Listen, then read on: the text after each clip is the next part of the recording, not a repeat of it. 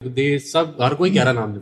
जप। तो ये इंसानी बुद्धि को क्यों नहीं समझ आ रहा है? पाप पापवंत कर सहज स्वभाव, मोर भजन ते भाव न काऊ। जो पै दुष्ट हृदय सोई होई, मोरे सन्मुख आव की सोई। निर्मल मन जन सो मोहि पावा, मोहि कपट छल छिद्र। अब यहां बिना कपट के चल ही नहीं है। कपट छल दोष नाना प्रकार के पापाचरण, तो भगवान में कैसे मन लगे? यदि हम जबरदस्ती नाम जप करें तो हम निष्पाप हो जाएं, फिर हमारा मन आनंदित होकर भगवान में लग जाए। सबसे कठिन काम संसार में भगवान का भजन करना है, नाम जप करना है। यदि भगवान का नाम जप होने लगे तो आनंद आ जाए भाई। पाप नष्ट हो जाए, दुख नष्ट हो गए। पाप का फल ही तो दुख है। पाप नष्ट हुए कि दुख नष्ट हुए, जीव परमानंद में डूब गया। नाम में बाबा जी ताकत तो बहुत है, क्योंकि मैं पढ़ता था, मेरे साथ एक मित्र थे, वो पहले मित्र नहीं थे, वो मेरे को देख के उन्होंने कहा तुम पर्सन बड़े रहते हो। मैं कहा हाँ बस कृपा है। मैंने ये नहीं बताया, क्योंकि वो पहले मुझे पता था कि सिगरेट दारू से थे। तो उन्होंने मेरे से एक दिन खुल के बताया ऐसे ऐसे मेरे घर में थोड़ा ठीक नहीं रहता, मेरा कभी कभार मन करता मैं प्राण त्याग दूं। मैं कहा फिर मैं कहा यार ऐसे क्यों कह रहे हो आप? मैंने आपको बताया, मैं कहा ऐसे ऐसे हमारे महाराज जी हैं, आप 20 दिन सुनो लगातार, और खाली नाम जप करना है 24 मिनट, जैसे आपने बताया एकांतिक सुनता मैंने बताया। भगवान के नाम में इतनी सामर्थ है कि वो भगवान को भी अधीन कर लेता है। भगवान देखो, सुमिर पवन सुत पावन नामू, अपने बस करी राखे। भगवान जिसके अधीन हो गए, सोचो नाम में इतनी सामर्थ है कि नाम ही को अधीन कर लिया। पर हम इतना अपनी भावना से बताते हैं कि जैसे हमारे पाप 500 ग्राम है और नाम अभी 50 ग्राम हुआ है, तो प्रभाव नहीं समझ में आएगा। जब 550 नाम पहुंचे तब चमत्कार समझ में आएगा। तो लोगों के पाप तो हैं 1 किलो और नाम है 2 ग्राम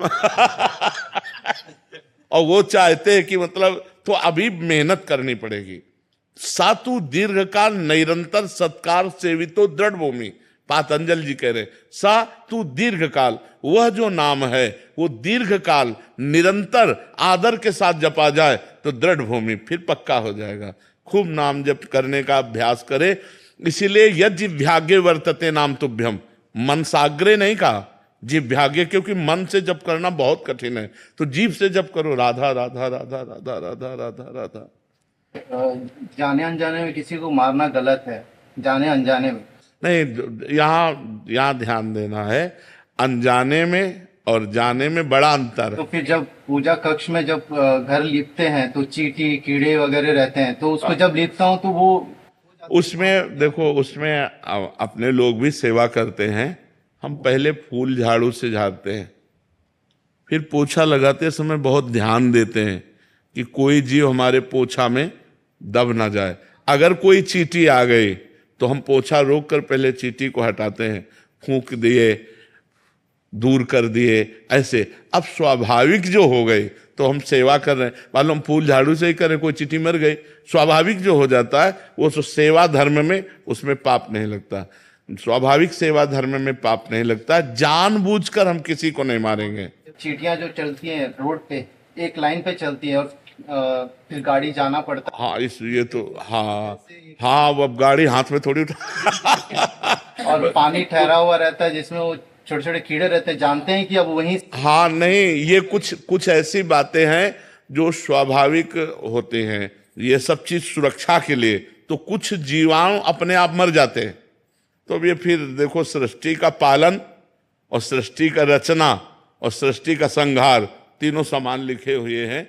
तो हम मारना नहीं चाहते, हम अपनी सुरक्षा करना चाहते हैं। अब वो सुरक्षा में पधार रहे हैं तो जाओ, तुम्हारी गति हो, तुम्हें भगवान कृपा करें। हम मारना नहीं चाहते।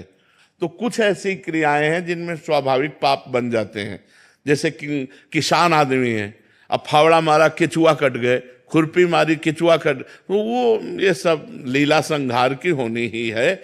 अब कहाँ तक बचा के चले? सही पूछो तो ये जो श्वास प्रश्वास हो रही ना, इसमें भी जीवाणु है। ये जो श्वास प्रश्वास, इसमें कोई कण ऐसा नहीं जो जीव ना हो। जैसे मूली है, इसमें भी जीव है। नहीं आप उखाड़ के रख दो, देखो मुरझा जाती कि नहीं मुरझा जाती। तो उसमें भी जीव है, गेहूं है उसमें भी जीव है, गन्ना है उसमें भी जीव है। तो जीव बिना जीवे नहीं। तो जिसको शास्त्र ने कह दिया कि ये तुम आहार करो वो हमारे लिए ठीक हो गया, और जिसको निषेध कह दिया वो नहीं। जैसे हमारे लिए अन्न फल फूल ये सब जीव ही हैं, सब जीव हैं, जीव बिना जीवे नहीं। हमारे लिए शास्त्र ने जो निर्धारित कर दिया कि ये आपका आहार है, वो जैसे सिंह है, वो गाय को जबरदस्ती बलात् मार करके खाता है, उसके लिए कोई अपराध नहीं, क्योंकि उसका आहार निश्चित है। वो बलपूर्वक हिंसक स्वभाव वाला, वो जिस पशु को चाहे मार कर खा ले, उसके ऊपर कोई पाप नहीं लगेगा, लेकिन अपने लिए बहुत बड़ा अपराध लग जाएगा। तो अपने लिए जैसे मूली उठाए उखाड़ी और खाया, कोई अपराध नहीं। ऐसे हिंसक जीवों के लिए अपने अनुसार वो जैसे मृग आदि को मार के खाते हैं, पशुओं को मार के खाते हैं, उनके लिए कोई अपराध नहीं। जीव बिना जीवे नहीं, बिना जीव के जीव आहार किए जी नहीं सकता है।